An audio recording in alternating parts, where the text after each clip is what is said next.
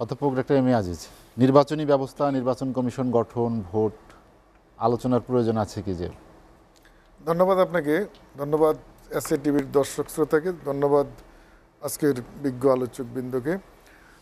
দেখুন, আমাদের বিজ্ঞ আলোচকবৃন্দ তিনজনই বিভিন্ন দলের প্রতিনিধিত্ব করে, আমরাও তার একটু আগে বক্তব্য শুনলাম। আমার কাছে মনে হচ্ছে যে ওনারা এই রাজনীতি কিংবা নির্বাচন এই ব্যাপারে হতাশ মনে হলো। কিন্তু মাঠে আবার দেখছি যে বিএনপির যারা রাজনৈতিক দলের নেতৃত্ব দিচ্ছে তারা আবার জোটের কথা বলছে, ভোটের কথা বলছে, তত্ত্বাবধায়ক সরকারের কথা বলছে, সিরিজ বৈঠক করছে, তারা দল সংগঠিত করতে চাচ্ছে। আমি মনে করি যে ডেফিনেটলি রাজনীতিবিদ যারা তারা রাজনৈতিক দল করে, তাদের সাথে জনগণের সম্পৃক্ততা আছে। জনগণই হলো মূল ক্ষমতার উৎস। জনগণের চাহিদার প্রেক্ষাপটেই রাজনৈতিক দলগুলো নীতি নির্ধারণের দায়িত্ব পালন করে, কমিটমেন্ট থাকে। সেই প্রেক্ষাপটে আমি মনে করি যে হতাশারও কিছু নেই। ডেফিনেটলি আমরা যদি বাংলাদেশের ইতিহাসের কথা চিন্তা করি, আমরা 70-এর নির্বাচন মার্শালের মধ্যে হয়েছিল, সেখানে জনগণ এক ছিল, ঐক্যবদ্ধ ছিল। পরবর্তী সময় আমরা 79-এর নির্বাচন দেখেছি, 86-এ দেখেছি, আমরা 15 ফেব্রুয়ারি নির্বাচন দেখেছি 96-এর।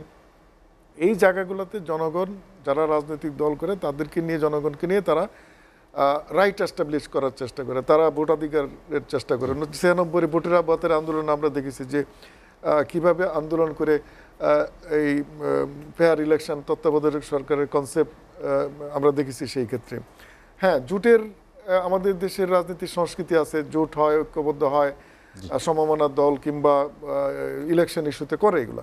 সেই জায়গাগুলোতে বিভিন্ন দলের মতামত থাকতেই পারে, ইলেকশন নিয়েও তাদের মতামত থাকতে পারে। সেই প্রেক্ষাপটে ইলেকশন কমিশন তারা ইলেকশন পরিচালনা করবে, তাদের স্টেক হোল্ডার হলো রাজনৈতিক দলগুলো।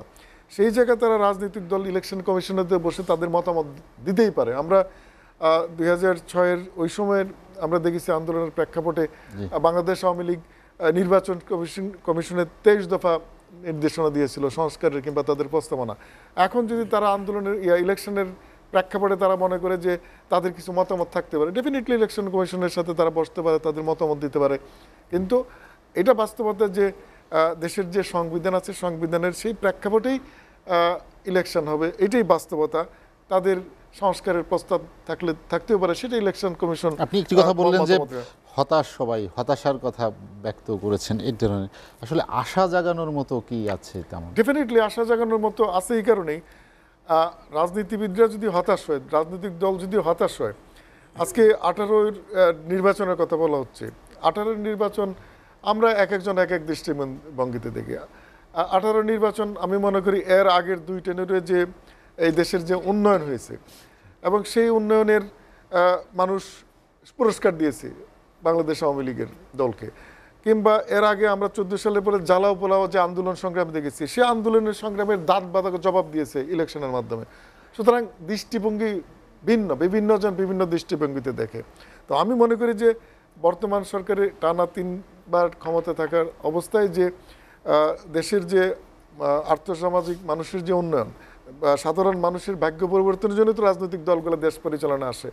আমি যদি দেখি আজকের বাংলাদেশের যে অর্থনৈতিক উন্নয়ন, মানুষের যে বিভিন্ন সূচকে উন্নয়ন, আন্তর্জাতিক প্রেক্ষাপটে বাংলাদেশের যে অবস্থান, আন্তর্জাতিক সূচকগুলোতে বাংলাদেশের যে অবস্থান, সেই প্রেক্ষাপটে এই কোভিড সিচুয়েশনে বাংলাদেশের যে অবস্থান, সব মিলেই আমার মনে হয় যে এখানে তো জনগণ তো হতাশ না, জনগণ কিন্তু উৎসাহী, জনগণ কিন্তু আশার দিকেই চিন্তা করতেছে। জনগণের অনেক আরও প্রত্যাশা আছে, কিন্তু সেই জায়গাটায় রাজনীতিবিদদের ধরতে হবে, তাদের পালসের সাথে তাদের পালস মিলতে হবে।